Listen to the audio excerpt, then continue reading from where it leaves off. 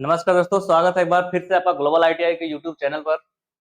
तो जैसा आप लोग देख रहे हो इस समय थंबनेल पे लिखा हुआ है कि इस आपकी जो क्लास है मैग्नेटिज्म एंड कैपेसिटर्स, ठीक है। यानी चुंबकत्व से और कैपेसिटेंस यानी संधारिता से रिलेटेड आपका इस समय जो है फर्स्ट ईयर की क्लास चल रही है, जो कि आपकी अभी इस चैप्टर के नाम से क्लियर हो गया होगा कि भाई फर्स्ट ईयर की क्लास है इलेक्ट्रीशियन के लिए, ठीक है भैया।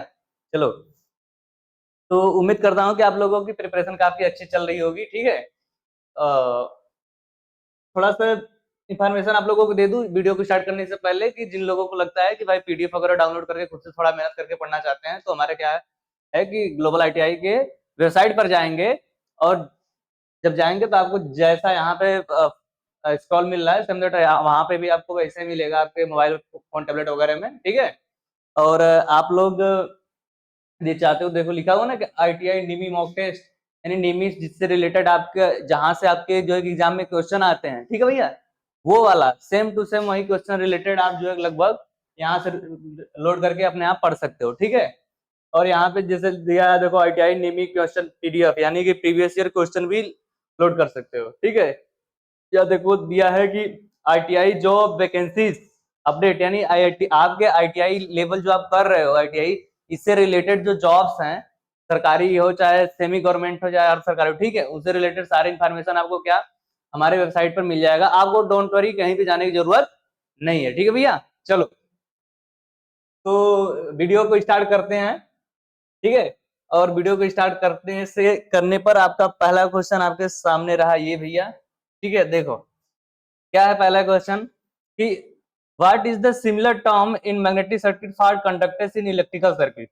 ये क्वेश्चन ये कहना चाहता है कि जो काम इलेक्ट्रिकल सर्किट में कंडक्टेंस करता है वही काम मैग्नेटिक सर्किट में कौन करता है।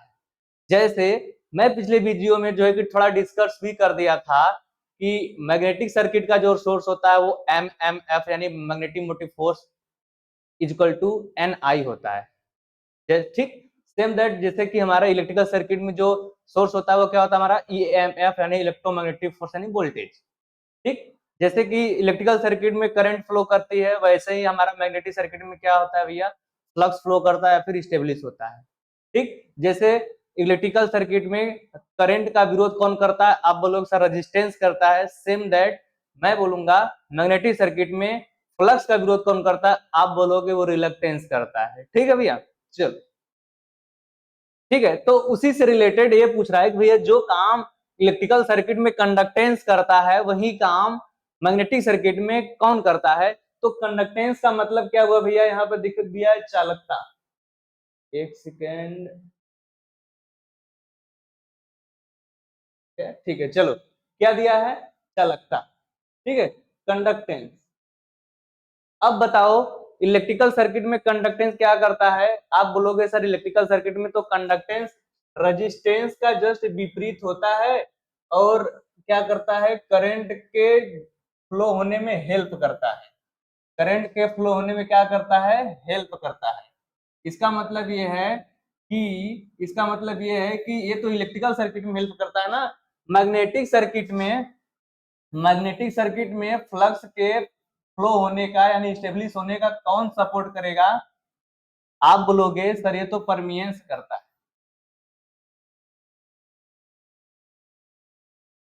तीन होता है भैया कि इलेक्ट्रिकल सर्किट में रेजिस्टेंस होता है, उसका जस्ट अपोजिट कंडक्टेंस होता है। वैसे ही मैग्नेटिक सर्किट में आपका रिलक्टेंस होता है, जिसको आप एस से या फिर आरएल से इंडिकेट करते हो, उसका जस्ट विपरीत परमियंस होता है, ठीक है। तो ऑप्शन नंबर बी आपका कौन सा हो जाएगा भैया, सही आंसर हो जाएगा। कौन सा हो जाएगा, सही आंसर हो जाएगा। परमिएबिलिटी को सभी लोग जानते हो म्यू से इंडिकेट करते हैं, ठीक है। म्यू इक्वल टू होता है mu not into mu r. कोई आपसे परमिएबिलिटी का हिंदी होता है चुंबकशीलता, क्या होता है भैया, चुंबकशीलता। आपसे कोई पूछ दे चुंबकशीलता का मात्रा क्या होता है, आप बोलोगे सर हेनरी पर मीटर होता है। क्या होता है भैया, हेनरी पर मीटर होता है, ठीक है। चलो, रिलक्टेंस का क्या मात्रक होता है, जो रेजिस्टेंस इलेक्ट्रिकल सर्किट में रेजिस्टेंस, सेम दैट वही काम मैग्नेटिक सर्किट में रिलक्टेंस। अब आप बताओ, रटने की जरूरत नहीं है, मैं आपसे कहता हूं कि जो रेजिस्टेंस होता है इलेक्ट्रिकल सर्किट में R equal to V by I होता है।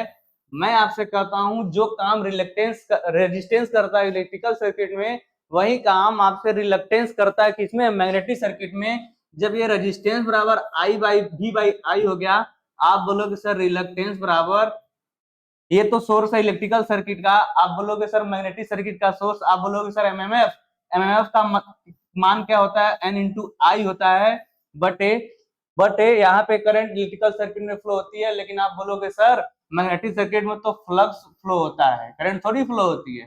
बोलोगे हाँ सर। अब यहाँ से इसका मात्रक निकाल लो, एन का मतलब टर्न हो जाएगा, आई का मतलब करंट, यानी एम्पियर टर्न बटे फ्लक्स। फाई का मात्रक क्या होगा भैया, फ्लक्स। फ्लक्स का मात्रक क्या होता है, आप बोलोगे सर वेबर, आप बोलोगे सर वेबर। देखो कितनी आसानी से निकल गया रिलक्टेंस का मात्रक, रिलक्टेंस का मात्रक कितनी आसानी से निकल गया। ठीक है, एम्पियर टर्न पर वेबर। ठीक है, चलो तो इस क्वेश्चन के लिए आपका बेस्ट आंसर कौन सा जाएगा भैया, बी नंबर। ठीक है, चलो अगला क्वेश्चन डिस्कस करते हैं। अगला क्वेश्चन आपके सामने रहा, ये क्या है, रिलक्टेंस का मात्रक पूछ दिया। मैं अभी बता रहा था, तुरंत रिलक्टेंस का मात्रक पूछ भी लिया है। चलो अभी बताया कि जो रेजिस्टेंस काम करता है वही काम रिलक्टेंस करता है। रेजिस्टेंस बराबर V बाई आई होता है, लेकिन यहाँ पर एन आई बाई फाई होगा। ठीक भैया, एन आई का एम्पियर टर्न बटे इसका मात्रक क्या होगा भैया, वेबर होगा। देख लो एम्पियर टर्न पर वेबर कहाँ है, ये तो गलत है, ये गलत है। Ampere turn weber, option number C आपका सही हो जाएगा, ऑप्शन नंबर सी आपका सही हो जाएगा। ठीक है भैया, चलो अगला क्वेश्चन आपके सामने रहा, ये चलो, which is the correct expression of capacitor see if the electric charge is Q and the voltage is V। तो इसके लिए मैं कल बताया था कि Q इक्वल टू क्या होता है, CV। क्या होता है भैया, Q इक्वल टू CV। देखो कहाँ है इसमें, एक्चुअली C बराबर देना है ना, तो C बराबर क्या निकाल दोगे आप, Q बटे V। C बराबर क्या आ जाएगा भैया, Q बाई V। तो देखो ऑप्शन नंबर 2 आपको दिख रहा है, Q बराबर V Q बाई C। ठीक है, C equal to Q by V। तो चीजों को मैं क्या कहता हूँ भैया, चीजों को रटना नहीं है, चीजों को क्या करना है, समझना है। क्या करना भैया, समझना है। अब रटोगे तो भाई देखो ए को बी में, बी को सी में कर देगा तो सब पागल हो जाओगे। ठीक है, चलो अगला क्वेश्चन देखो भैया, क्या है, how can you increase the pulling strength of an electromagnet. यानी कोई एक इलेक्ट्रोमैग्नेट है, यानी वैद्युत चुंबक है, उसके खींचने की क्षमता को आप कैसे बढ़ा सकते हो। मैं आपसे पूछता हूं कि इलेक्ट्रोमैग्नेट कैसे बनता है, तो मेरे सारे भाई बोलेंगे सर इलेक्ट्रोमैग्नेट बनाने के लिए, वैद्युत चुंबक बनाने के लिए हमें कुछ बहुत तूफान थोड़ी काम करना पड़ता है। मैं एक कोई सा भी आयरन कोर ले लूंगा और उस पे जो है कि नंबर ऑफ टर्न्स यानी फेरों की संख्या में घुमा दूंगा और उसको मैं क्या करूंगा, सप्लाई दे दूंगा। क्या दे दूंगा भैया, सप्लाई दे दूंगा। और जैसे ही मैं सप्लाई दे दूंगा तो यह जो है कि according to right hand thumb rule current इधर से बहेगी तो फ्लक्स जो है इधर से हो जाएगा। इसका मतलब ये है कि यही फ्लक्स ही तो है चुंबकीय बल रेखा है, यानी ये विद्युत चुंबक, यानी चुंबकीय क्षेत्र उत्पन्न होना ही क्या चुंबकीय क्षेत्र उत्पन्न हो गया। इसका मतलब क्या, हमारा वैद्युत चुंबक बन गया। ठीक है, तो अब आपसे पूछ रहा है कि वैद्युत चुंबक की ताकत बढ़ानी है तो कैसे बढ़ाओगे, वैद्युत चुंबक की ताकत बढ़ानी है तो कैसे बढ़ाओगे।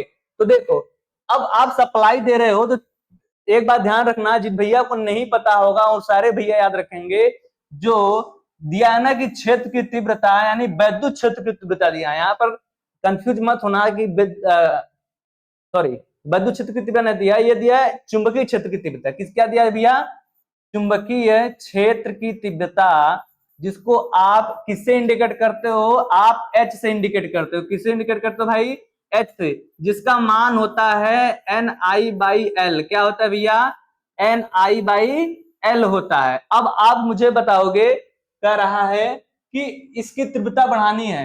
अब बताओ L मतलब क्या है, लेंथ, लेंथ ऑफ कंडक्टर। एक बार आपने जो है कि वाइंडिंग कर दिया तो क्या उसकी लेंथ चेंज होगी, आप बोलोगे जी बिल्कुल नहीं सर। ठीक है भैया, आपने n क्या होता है भैया, नंबर ऑफ टर्न्स, यानी फेरों की संख्या आपने एक बार लगा दी, क्या बार बार उसमें लगाओगे, बोलोगे जी नहीं सर।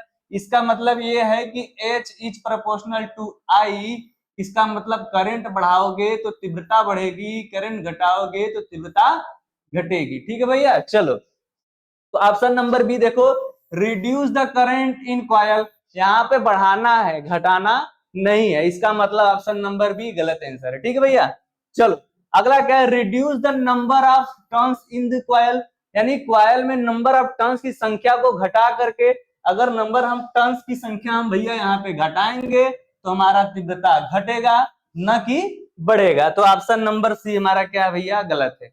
नेक्स्ट ऑप्शन क्या है, increase the BH curve of the material, यानी मटेरियल का बीएच कर्व को बढ़ाकर, एक बात भैया ध्यान रखना, मटेरियल का जो बीएच कर्व होता है उसको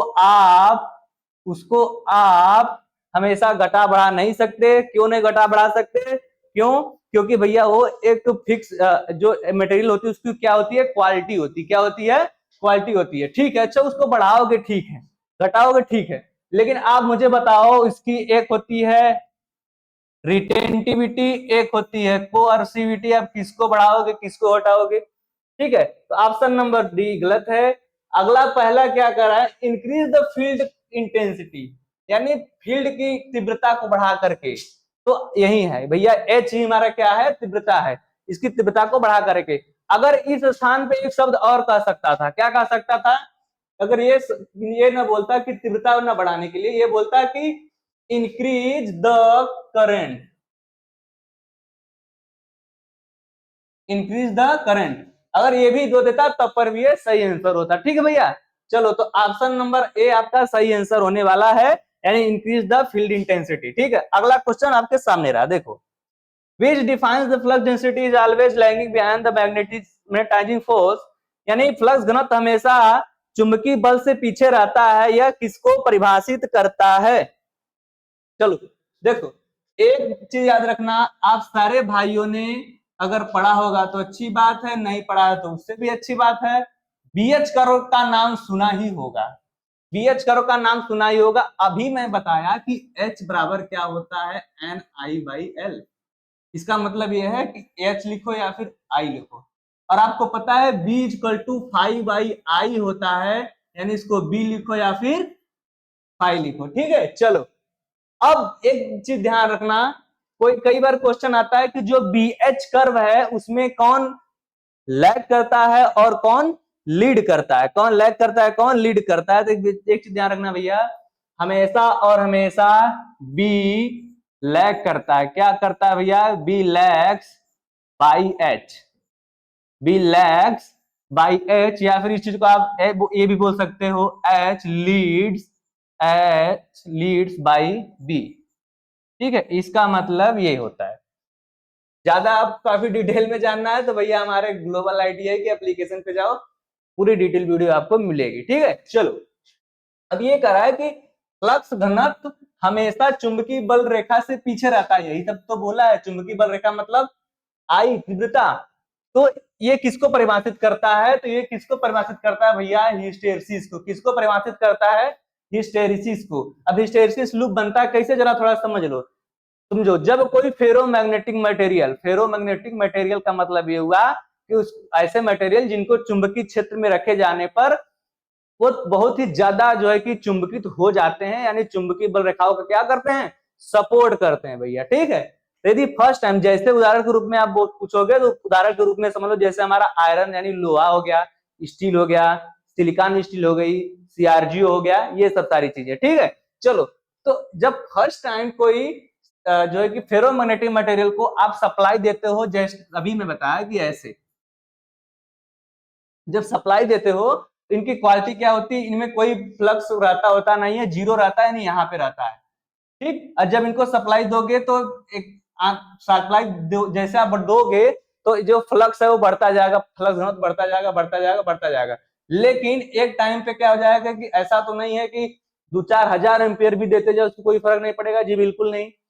एक कांस्टेंट जो है कि उसकी क्षमता होती है, उस क्षमता तक ही वो क्या करता है, करंट को लेकर के स्वयं के अंदर फ्लक्स को बढ़ाता जाता है। जिस जिस जो है कि स्थान पे उसकी करंट को बढ़ाने पर भी फ्लक्स घनत्व तो नहीं बढ़ता, उसको हम क्या बोलते हैं, सेचुरेशन पॉइंट बोलते हैं। क्या भैया बोलते हैं, सेचुरेशन पॉइंट से, या फिर सेचुरेशन बिंदु, यानी मैंने मान लिया यहाँ पे अब क्या करोगे आप, सोचो कि मैं करंट का मान कम करूं यानी चुंबकीय क्षेत्र की तीव्रता को घटाऊं तो फ्लक्स घनत्व तो घटेगा जी, बिल्कुल घटेगा, लेकिन कैसे घटेगा ये देखो। बस ऐसे ही, इसका मतलब है गया तो इस रास्ते से था लेकिन आएगा यहाँ पे, इसका मतलब यह है कि करंट का मान आप शून्य भी कर दो फिर भी आपका जो है कि फ्लक्स शून्य नहीं होता है, यानी इतना फ्लक्स बचा ही रहता है। इसको हम क्या कहते हैं, इनका इस फ्लक्स फ्लक्स घनत्व को हम क्या बोलते हैं, आप बोलोगे सर रिटेंटिविटी बोलते हैं। क्या बोलते हैं भैया, रिटेंटिविटी बोलते हैं। ठीक है, अब आप चाहो कि हमको फ्लक्स घनत्व तो क्या करना है, जीरो करना है, किसमें, उस मटेरियल में जिसपे हमने जो है कि नंबर ऑफ टर्न्स देकर के करंट फ्लो करवाया था। तो उसके लिए आपको क्या करना पड़ेगा, आपको रिवर्स यानी विपरीत डायरेक्शन में करंट फ्लो करवानी पड़ेगी। यानी ये इतने मान का, ये इतने मान का करंट रिवर्स डायरेक्शन में फ्लो करवानी पड़ेगी, जिसको आप क्या बोलते हो, आप बोलोगे सर इसको हम आप कोअर्सिविटी बोलते हैं। क्या बोलते हैं, कोअर्सिविटी। एक सेकंड,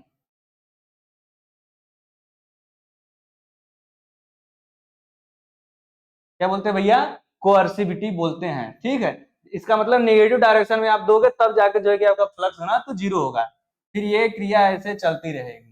इसका मतलब ये है कि, इसका मतलब ये है कि एक बार आपने जो है कि फेरोमैग्नेटिक मटेरियल को जो है कि मैग्नेटाइज कर दिया तो क्या होगा, वह हमेशा और हमेशा के लिए उसके अंदर, हमेशा हमेशा के लिए नहीं, काफी लंबे टाइम तक के लिए उसके अंदर फ्लक्स का घनत्व का गुण हो जाता है। ठीक है, तो इस चीज से बनी आकृति को हम क्या कहते हैं भैया, हिस्टेरेसिस लूप इसी का नाम है। ठीक है, और इसमें हमेशा, और देख रहे हो आपका जो फ्लक्स घनत्व है करंट से यानी तीव्रता से पिछड़ रहा है, इसको हम क्या बोलते हैं, हिस्टेरेसिस। ऑप्शन नंबर ए आपका सही आंसर है। अगला क्वेश्चन आपके सामने रहा, चलो देखो, what is the effect on surrounding metal placed in a magnetic field, यानी कोई मैग्नेटिक फील्ड के आसपास, ठीक है, अगर कोई धातु रख दी जाए तो उस पर क्या प्रभाव पड़ेगा। एक चीज भैया ध्यान रखना, अगर इस चीज को आप नहीं समझे, इस चीज का बहुत बड़ा मतलब है, तभी आप जाके आगे जो है कि जनरेटर मोटर सारी की सारी चीजें मशीन पूरी इसी पे टिकी हुई, जो एक प्रश्न कहना चाहता है। ये क्या कहना चाहता है कि चुंबकीय क्षेत्र में आसपास रखी गई धातु पर क्या प्रभाव पड़ता है। मैं आपसे कहता हूं कि मेरा चुंबक है, मैंने मान लिया मैंने मान लिया कि ये परमानेंट ही है, suppose that permanent he, electromagnet हो या ना हो उससे मतलब नहीं, परमानेंट चुंबक है। अब आपको पता होना चाहिए कि जो चुंबकीय बल रेखाएं होती हैं वो एन से एस की ओर जाती हैं, वो एन से एस की ओर जाती हैं भैया, सबको पता होना चाहिए। ये बाहर की बात थी, क्या की बात है, ये बाहर की बात है। लेकिन अंदर, अंदर सारे भाइयों को याद रखना चाहिए कि चुंबकीय बल रेखाएं अंदर जो है कि एस टू एन की ओर जाती है, ये भी क्वेश्चन पूछा हुआ है अंदर और बाहर करके। ठीक है, तो याद रखना। चलो, अब क्या होता है कि बोल रहा है कि यदि चुंबकीय क्षेत्र में रखी गई आसपास धातु पर क्या प्रभाव पड़ेगा। आप बताओ भैया, जब अगल बगल धातु रख दोगे, यानी कोई मैंने कंडक्ट, धातु मतलब क्या हुआ, कंडक्टर, धातु तो वही होगा जिसमें धारा बह सके, क्या होता है वो कंडक्टर। मैंने जो है कि कोई कंडक्टर मैंने मान लिया कि कॉपर ही रख दिया, क्या रख दिया, कॉपर ही रख दिया। अब बताओ जब कॉपर रख दोगे तो बताओ भैया, फैराडे का लॉ क्या कहता है कि जब कोई कंडक्टर और मैग्नेटिक फील्ड आसपास रखे हो और उनके बीच में मोशन कराया जाए तो उसमें क्या होगा भैया, उसमें ईएमएफ उत्पन्न होगा, और सर्किट क्लोज हो तो क्या होगा, सर्किट क्लोज हो तो भैया मेरे उसमें करंट फ्लो होगी, यानी एक करंट फ्लो होगी जिसका नाम है ये वाली ईडी करंट। क्या नाम भैया इसका, ईडी करंट। तो चुंबकीय क्षेत्र के आसपास रखने पर धातु पर जो इफेक्ट पड़ता है वो ईडी करंट फ्लो होने लगती है। ठीक है, चलो, हिस्टेरेसिस का क्या मतलब होता है जस्ट पहले समझा चुका हूं। तो त्वचा इफेक्ट क्या होता है, स्किन इफेक्ट जो है कि आप काफी डिटेल में जो है कि पावर सिस्टम अगर हम पढ़ोगे कि स्किन इफेक्ट का फार्मूला होता है under root mu F pi sigma pi. ठीक, ये होता है स्किन इफेक्ट का फार्मूला। ठीक है, तो देखो भैया, इस तरह स्किन इफेक्ट का चुंबकत्व से कोई लेना देना नहीं है, वो आप जो है कि काफी डिटेल में जो है कि पावर सिस्टम में पढ़ोगे। ठीक है, चलो, तो इस क्वेश्चन का आंसर सी सही है। अगला क्वेश्चन आपके सामने रहा, क्या है, व्हाट विल हैपन, क्या होगा इफ यदि the polarised electrolyte capacitor reversely connected, यानी कोई इलेक्ट्रोलाइट कैपेसिटर यदि रिवर्सली कनेक्ट कर दिया जाए तो क्या घटना होगी। एक चीज भाई लोग ध्यान रखना कि एक क्वेश्चन कई बार पूछा हुआ है कि वह कौन सा कैपेसिटर होता है जो पोलराइज्ड होता है। क्या होता है? पोलराइज्ड। पोलराइज्ड का मतलब क्या होता है जरा समझो। एक होता है नॉन पोलराइज्ड। क्या होता है भैया? Non polarised. अब ये बोलो सर, बोलो ये नॉन पोलराइज्ड का क्या मतलब है? देखो, पोलराइज्ड का मतलब यह है कि फिक्स है और नॉन पोलराइज्ड का नहीं फिक्स है। ये इसका मतलब क्या हुआ? इसका मतलब ये हुआ कि आपको पता है कि कैपेसिटर के दो टर्मिनल होते हैं, ठीक है, एक पॉजिटिव एक निगेटिव, ठीक है। जो कैपेसिटर फिक्स होगा कि पॉजिटिव यही है और निगेटिव यही है, अगर एक दूसरे से अलग जोड़ नहीं सकते, नहीं तो खराब हो जाएगा, उसको हम क्या बोलते हैं? पोलराइज्ड। क्या भैया? पोलराइज्ड। और वो कैपेसिटर जिसके दोनों टर्मिनल को किसी को प्लस से किसी को माइनस से जोड़ दो, कोई प्रभाव नहीं पड़ेगा, उसको हम क्या बोलेंगे? Non polarised. क्या बोलेंगे? Non polarised. तो आपसे पूछेगा कि वह कौन सा कैपेसिटर है जो है कि पोलराइज होता है। वो स्पेशली पोलराइज्ड कैपेसिटर भैया यही है, इलेक्ट्रोलाइट कैपेसिटर। क्या? Electrolyte capacitor. ये जो इलेक्ट्रोलाइट कैपेसिटर होता है क्या होता है भैया? पोलराइज होता है। तो बोल रहा है कि अब इसको जो है कि रिवर्स रिवर्स यानी विपरीत जोड़ दोगे तो क्या होगा भैया? जब रिवर्स जोड़ दोगे ना तो ब्लास्ट हो जाएगा, ठीक है। प्लस का माइनस में, माइनस का प्लस में आप करते हो तो क्या होता है? पूरा खराब हो जाता है। तो वही ऑप्शन है। ऑप्शन नंबर क्या है? Explode due to excessive heat, यानी अत्यधिक हीट उत्पन्न होगी जिसके कारण क्या होगा? ब्लास्ट हो जाएगा। तो ऑप्शन नंबर बी आपका सही आंसर होने वाला है। अगला क्वेश्चन भैया आपके सामने रहा और ये कह रहा है क्या कि in which device the air capacitor are used. तो एयर कैपेसिटर किस प्रकार की डिवाइस में प्रयोग किया जाता है? तो देखा, ध्यान देना, एयर कैपेसिटर हमेशा और हमेशा रेडियो रिसीवर में प्रयोग किया जाता है। अब बोलो सर ये क्या होता है? आप बोलोगे ये क्या होता है? नॉर्मल देखो समझो, रेडियो रिसीवर का मतलब ये हुआ, जैसे आप घर में क्या बोलते हैं, रिमोट वगैरह यूज करते हो, आपकी टीवी रखी हुई है आपसे 15-20 मीटर दूर, लेकिन आप जो है कि बैठे बैठे सोए हुए क्या करते हो? उसको जो है कि चैनल वगैरह हर सारी चीज बदल सकते हो, ठीक है। तो वहां पे जो कैपेसिटर लगता है उसको हम किसके अंतर्गत है? वो सारे सारे किसके अंतर्गत आते हैं? रेडियो रिसीवर के अंतर्गत। वो जो कैपेसिटर होता है वो हमारा क्या होता है भैया? Air capacitor. क्या होता है भैया? एयर कैपेसिटर, ठीक है। तो ऑप्शन नंबर सी आपका सही आंसर है। चलो अगला क्वेश्चन देखो, क्या है? Which is the diamagnetic material, यानी निम्न में से कौन सा ऐसा मटेरियल जो कि है डायमैग्नेटिक। डायमैग्नेटिक का मतलब क्या होता है भैया? पराचुंबकीय पदार्थ। क्या होता है भैया? पराचुंबकीय पदार्थ। देखो, मैं आपको एक बार बताया क्या नहीं था? डाया, पैरा और फेरो, इसके बारे में मैं बताया था। इसके बारे में बताया था, यानी जो मटेरियल बिल्कुल भी इनको चुंबक के पास रख दो, इनको कोई फर्क नहीं पड़ने वाला है, कोई फर्क नहीं पड़ेगा, उनको हम क्या बोलेंगे? डायामैग्नेटिक। वे मटेरियल जिनको आप चुंबकीय क्षेत्र के आसपास रखोगे तो थोड़ा बहुत चुंबकित होते हैं, वो क्या हमारे होते हैं? पैरामैग्नेटिक। और वे मटेरियल जिनको थोड़ा सा चुंबकीय क्षेत्र मिल जाए तो पूरा फुल सपोर्ट करने लगते हैं और खुद जो है एक चुंबक की तरह वर्क करने लगते हैं, वो क्या होते हैं? Ferromagnetic material. आपसे पूछा डायामैग्नेटिक मटेरियल। अब डाया मतलब उसमें कोई भी चुंबक तो मैग्नेटिक फील्ड हो तो कोई प्रभाव ना पड़े। आप खुद बताओगे कि वह कौन सा मटेरियल जिसको मैं चुंबकीय क्षेत्र के बीच में यानी चुंबक के पास रख दूं कोई फर्क नहीं पड़े। आप बोलोगे सर ये तो लकड़ी है, कोई फर्क नहीं पड़ता है, ठीक है। तो ऑप्शन नंबर ए आपका क्या होगा? सही आंसर होगा, ठीक है भाई। चलो अगला क्या है? What is the SI unit of flux density, यानी फ्लक्स डेंसिटी का क्या मात्रक होता है? देखो एसआई सारे लोग जान जाओ, जैसे हमारा फ्लक्स क्या, जैसे अगर फ्लक्स का जो एसआई यूनिट होती है वो क्या होती है? वेबर होती है। अच्छा घनत्व तो पूछा है, सॉरी क्या पूछा? घनत्व ना, फ्लक्स घनत्व। तो घनत्व नहीं पूछा, केवल फ्लक्स नहीं घनत्व पूछा है। फ्लक्स घनत्व को आप किससे इंडिकेट करते हो? आप सर बोलोगे बी से। किससे इंडिकेट करते हो? बी से। और अगर इसका एसआई मात्रक कहे तो इसका एसआई मात्रक होता है टेस्ला। क्या होता है भैया? टेस्ला। अगर टेस्ला पूछे भाई ये क्या होता है, तो भाई B equal to 5 I A. Phi का मतलब फ्लक्स, फ्लक्स का मात्रक क्या बोलोगे? वेबर। क्या होता है भैया? वेबर पर। ए का मतलब एरिया, एरिया का मतलब मीटर स्क्वायर, एरिया का मतलब मीटर स्क्वायर, ठीक है। तो वेबर पर मीटर स्क्वायर या फिर टेस्ला। तो भाई टेस्ला आपके ऑप्शन में है जो कि सही आंसर है, ठीक है भैया। चलो अब बताओ भैया एम्पियर टर्न किसका मात्रक है? एम्पियर टर्न किसका मात्रक है? एम्पियर का मतलब आई, टर्न का मतलब एन। अब बताओ एन आई किसका मात्रक है? आप बोलोगे सर एन आई आपने बताया था कि एमएमएफ का मात्रक है, मैग्नेटिक मोटिव फोर्स का मात्रक है, ठीक है भैया। चलो, और बी ऑप्शन क्या है, वेबर, ये किसका मात्रक है, फ्लक्स का, किसका मात्रक है, फ्लक्स का। सी तो भाई गलत ही, कोई मतलब ही नहीं है। तो इस क्वेश्चन का आंसर कौन सा सही होगा भैया, ए नंबर।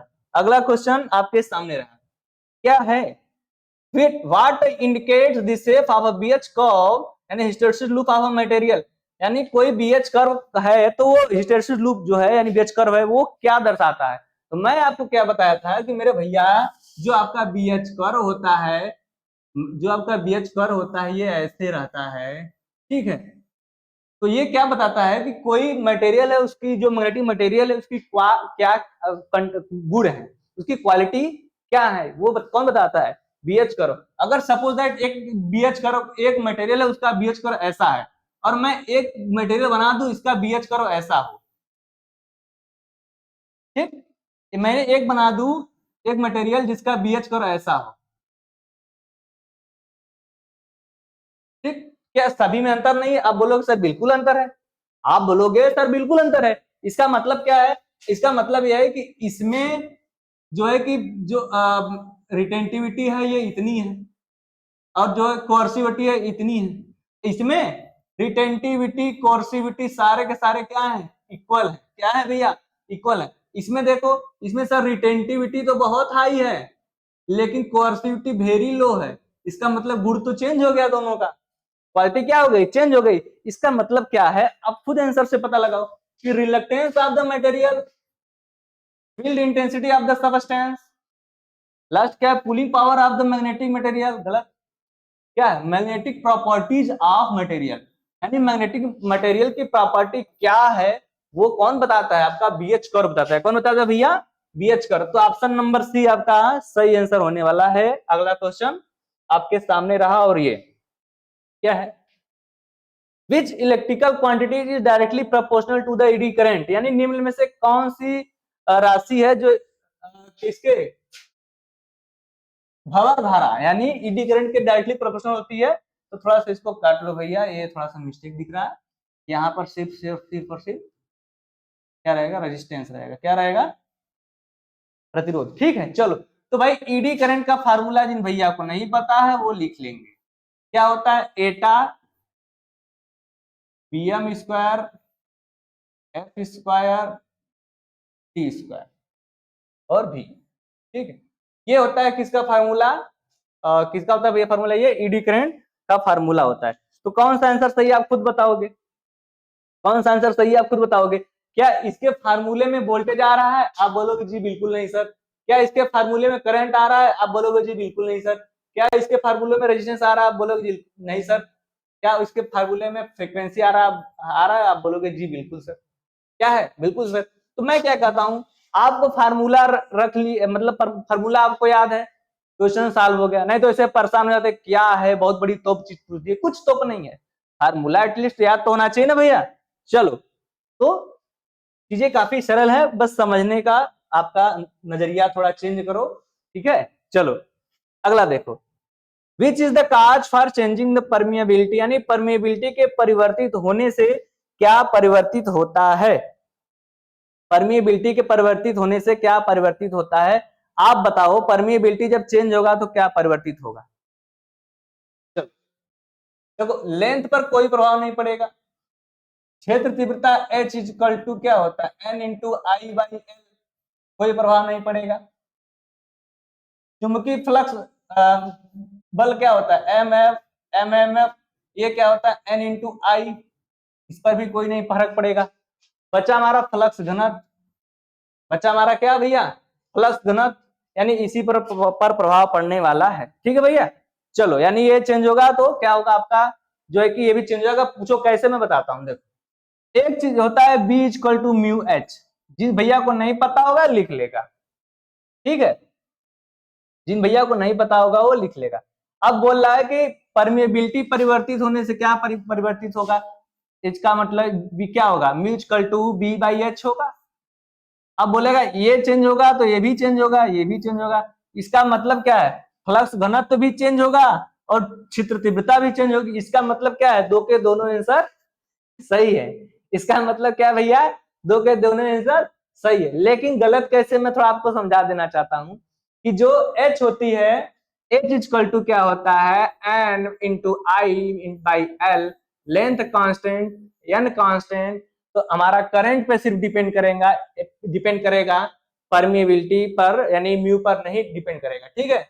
लेकिन ये क्या है, फ्लक्स घनत्व क्या है, फ्लक्स घनत्व ही तो है। परमिएबिलिटी यही तो बताता है कि उसके अंदर से कितना फ्लक्स जा सकता है, उसके अंदर से कितना फ्लक्स जा सकता है, ये कौन बताता है, परमिएबिलिटी तो बताती है। इसलिए ऑप्शन नंबर बी आपका सही आंसर होने वाला है।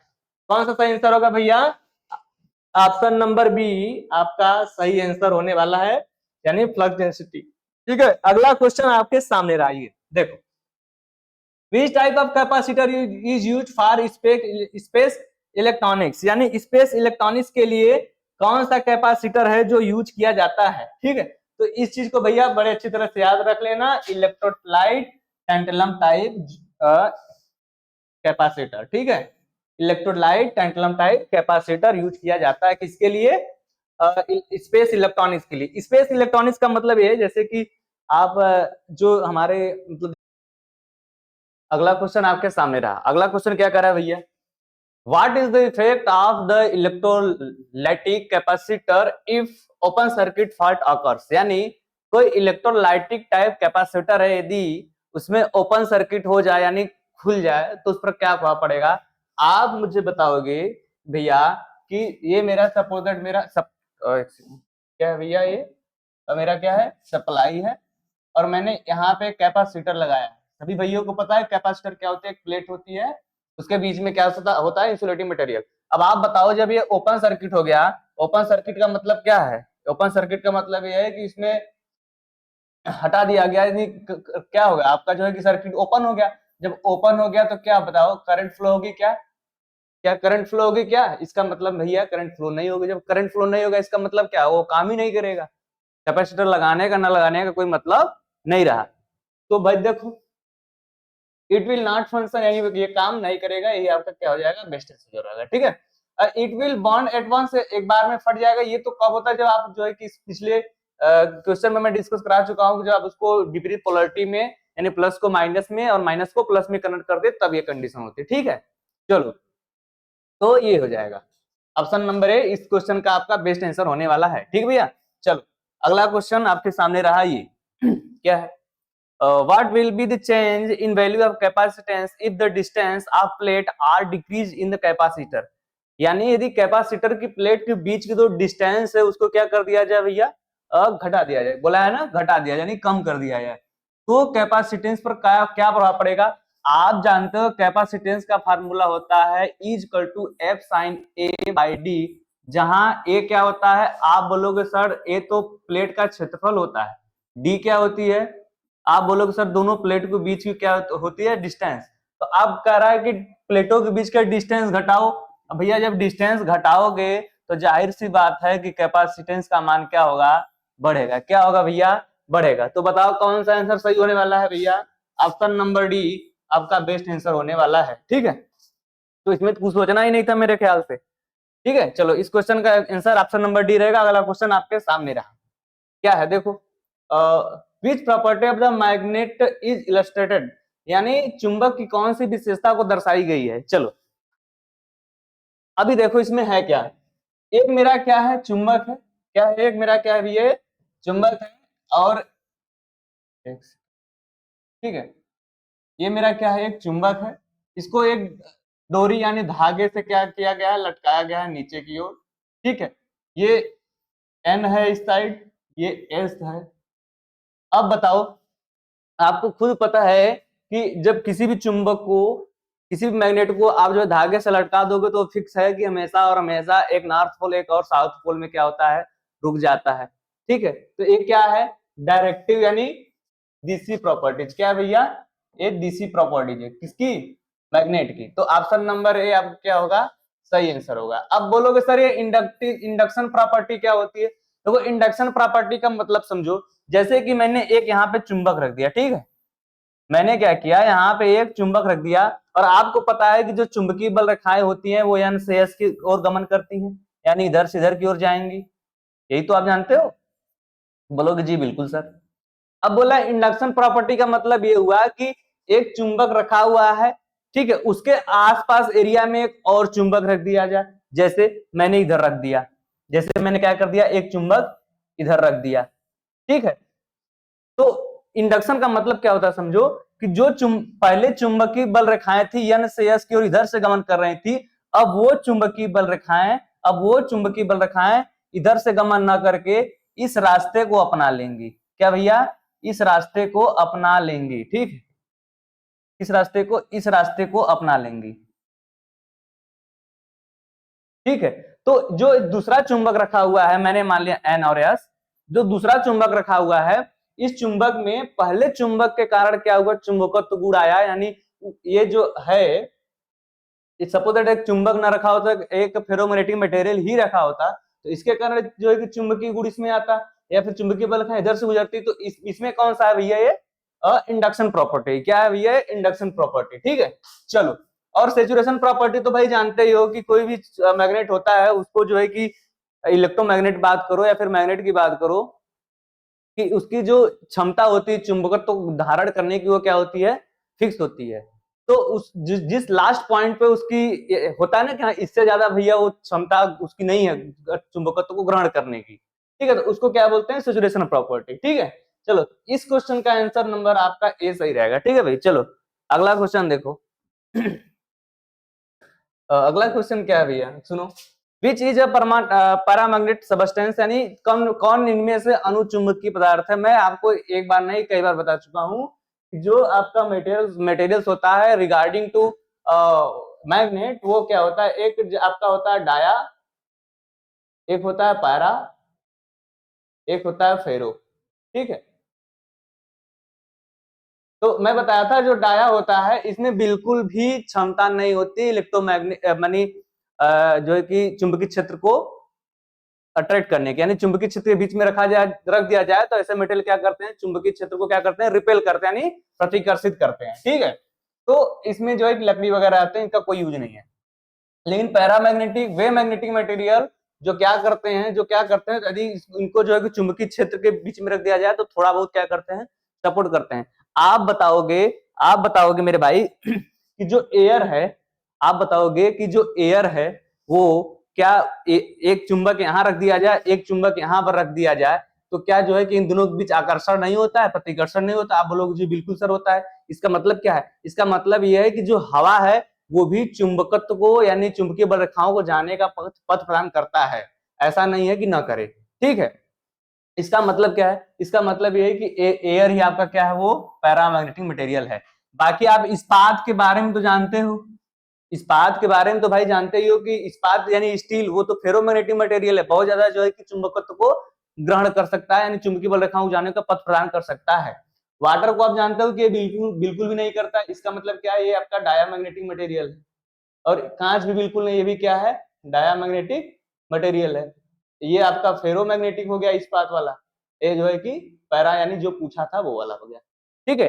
तो इस क्वेश्चन का आंसर आपका ऑप्शन नंबर ए सही रहेगा, ठीक है भाई। चलो अगला देखो।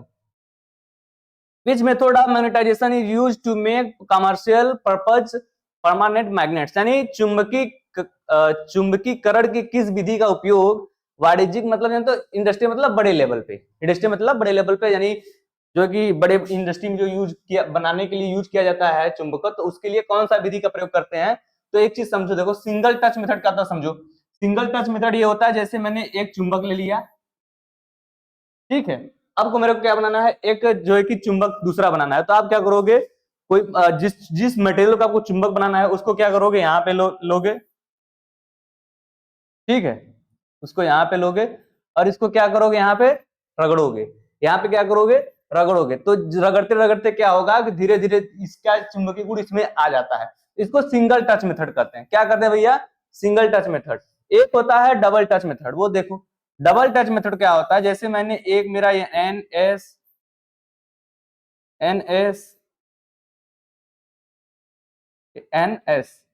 ये हो गया, ठीक है। अब जैसे एक मेरा मैग्नेटिक मटेरियल ये है, एक मेरा मैग्नेटिक मटेरियल ये है, इन दोनों के बीच में एक मैंने वुड रख दिया यानी लकड़ी रख दिया, ठीक है। अब इन दोनों को अब इन दोनों को इस जो है कि मैग्नेट के साथ जो है कि रगड़ोगे तो धीरे धीरे इनके अंदर भी मैग्नेटिक गुण आ जाएगा। उसको आप क्या बोलते हो, डबल टच मेथड। क्या बोलते हो भैया, डबल टच मेथड, ठीक है।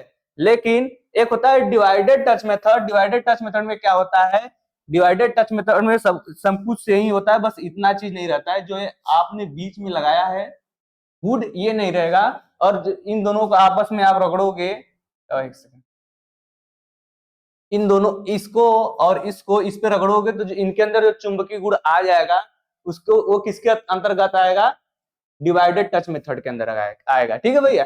तो इन सब विधि से क्या लगता है कि आप लोग जो है कि मतलब बड़ी इंडस्ट्री में यानी कंपनियों में जो है कि चुंबक बनाया जा सकता है, जी बिल्कुल नहीं।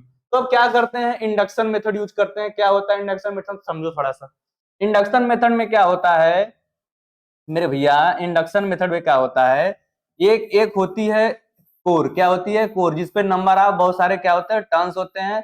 इसमें क्या किया जाता है, आप जब इसको सप्लाई देते हो, ठीक है, तो ये बन जाता है इलेक्ट्रोमैग्नेट। क्या बन जाता है, इलेक्ट्रोमैग्नेट। और जब इस इलेक्ट्रोमैग्नेट के भीतर क्या होता है, जगह होता है। क्या होता है, जगह यानी स्पेस होता है।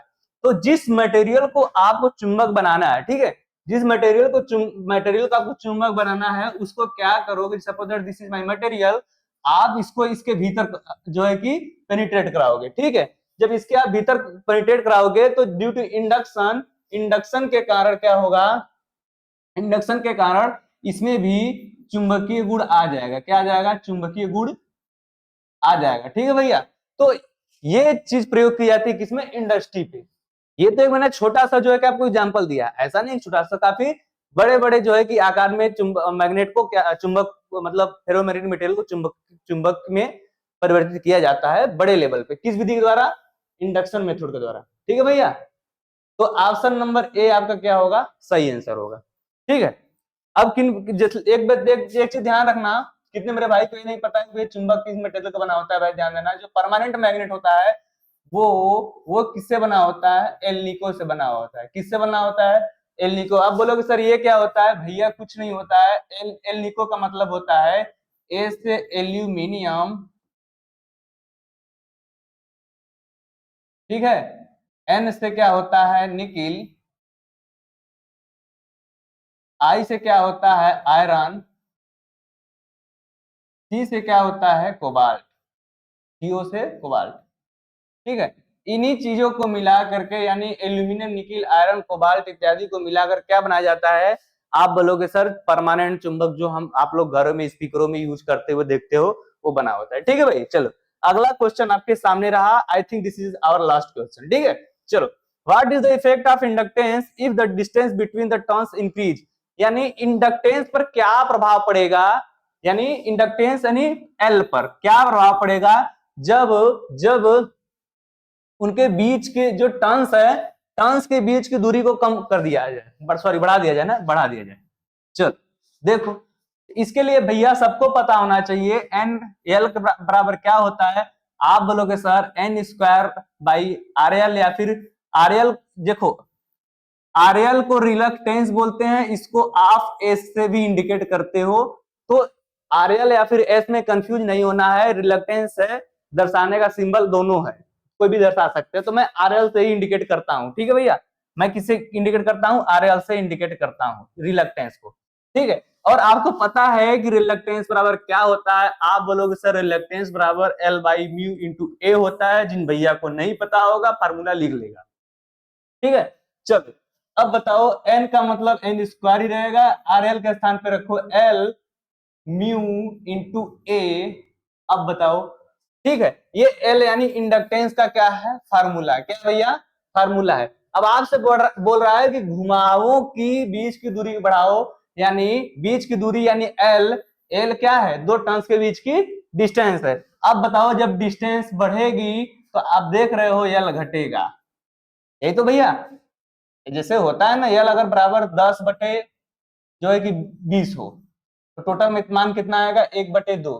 1/2 का मतलब 0.5, ठीक। लेकिन यदि आप इसको बढ़ाओ, नीचे वाली चीज को और बढ़ाओ, तो 10 बटे मैंने मान लिया 40, 10/40 का मतलब 1/4, 1/4 का मतलब 0.25। अब बताओ कौन छोटा है, कौन छोटा है भैया, ये छोटा है ये बड़ा है। इसका मतलब यह है कि आपने डिस्टेंस बढ़ाया इंडक्टेंस क्या हुआ, घटा। इंडक्टेंस क्या हुआ, घटा, यानी प्रेरकत्व तो आपका घट गया, तो कौन सा ऑप्शन सही होगा, बी ऑप्शन सही होने वाला है। ठीक है भाई, चलो तो अगला क्वेश्चन देखो। चलो अगला क्वेश्चन तो है नहीं, ठीक है भाई। तो आज का हमारा वीडियो यही तक, ठीक है, और मिलते हैं नई क्लास में नई ऊर्जाओं के साथ। उम्मीद है कि आप लोगों की प्रिपरेशन काफी अच्छी चल रही होगी, ठीक है, और मुझे उम्मीद है कि आप लोग भी काफी बेहतर करेंगे। ठीक है, धन्यवाद भाई।